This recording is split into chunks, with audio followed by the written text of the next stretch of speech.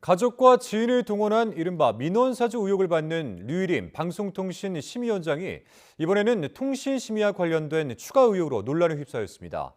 방송사뿐만 아니라 뉴스타파 등 인터넷 언론에 대해서도 민원을 넣었다는 의혹이 제기되면서 방심위 내용이 커지고 있습니다. 권전수 기자입니다. 지난해 10월 방송통신심의위원회는 인터넷 언론 뉴스타파를 상대로 통신심의를 진행했습니다. 허위 인터뷰를 활용해 가짜뉴스를 보도했다는 민원이 제기됐다는 게 이유였습니다.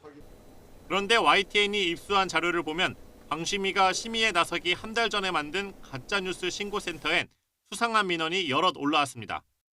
류일임 위원장이 가족과 지인을 동원해 뉴스타파를 심의해달라며 민원을 사주한 정황이 발견된 겁니다.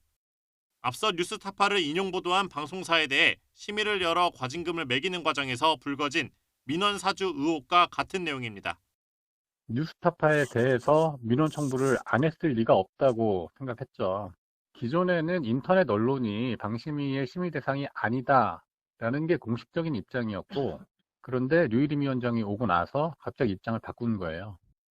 가짜뉴스 신고센터 개설 직후 나흘 동안 들어온 관련 민원만 25건. 이 가운데 명단에 이름이 올라온 80%는 류 위원장의 조카를 비롯해 과거 함께 일했던 언론사 동기와 그의 가족 등으로 추정됩니다. 같은 날짜 같은 시간대에 10분 단위로 연달아 접수되기도 했습니다.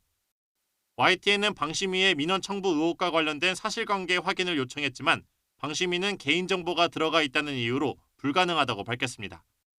류 위원장은 YTN과 MBC 등 방송사에 대한 민원 사주 의혹으로 권익위 신고에 이어 고발됐지만 2달 넘게 수사는 별다른 진전이 없는 상태입니다.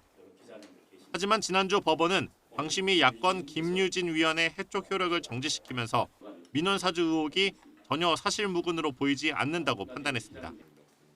방심위에 복귀한 김 위원은 방송심의 소위원회에 참석하려 했지만 류 위원장이 허락하지 않아 불발됐습니다.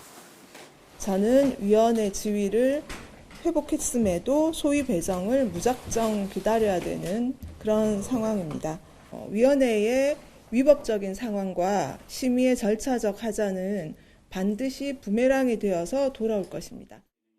민원 사주 의혹에 이어 야권 위원 해촉과 복귀를 놓고 내용을 겪으면서 방심위 공정성이 크게 훼손됐다는 지적이 끊이지 않고 있습니다. YTN 권준수입니다.